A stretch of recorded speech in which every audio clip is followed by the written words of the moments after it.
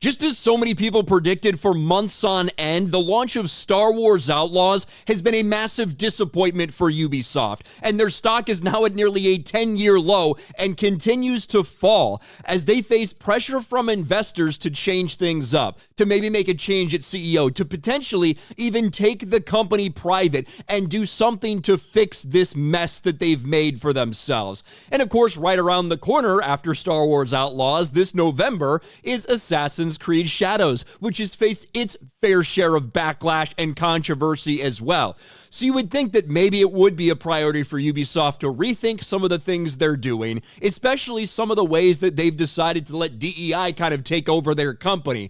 But instead, just as we've seen all too often, they decide that the best course of action might be to double down. I saw Veridark tweet this out earlier today. Ubisoft has opened their Develop at Ubisoft program to provide mentorship opportunities for women and non-binary individuals in the industry. In May, Warner Brothers Games announced a near identical one. Both exclude men. And yeah, that's correct. This big new program that Ubisoft has launched, no men required, no men desired, and in fact, no men allowed. Well, I guess you could be a biological man, but identify as a woman or non-binary, and you'd probably be eligible. But if you're just an actual normal dude, you need not apply. Ubisoft mentorship program Develop at Ubisoft discriminates against males based on their sex. On the official Ubisoft website, the developer says, at Ubisoft, we want to build the most creative, diverse, and inclusive teams. And that's exactly what Develop at Ubisoft is all about, empowering and supporting underrepresented genders. Now, to be clear, this is not bringing people into like work specifically on Ubisoft programs. This is like a mentorship program to get women and non-binary people interested in video games. And Ubisoft has bragged so much about how inclusive and diverse they are in their own hiring practices. And now you have efforts like this.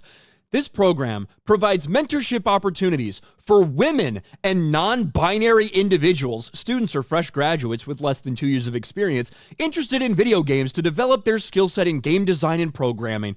We want to empower you to learn, grow, and become the very best developer you can, as long as you're not a fucking dude. Then you can go fuck yourself. We don't need men in the industry, regardless if you have talent, regardless if you might actually be good at it. That's not what we're interested in. Haven't you seen from our games lately? We don't care about that. All we care about is diversity. With more people playing video games than ever, it's important for us to help build an inclusive entertainment industry that reflects the diversity of our players.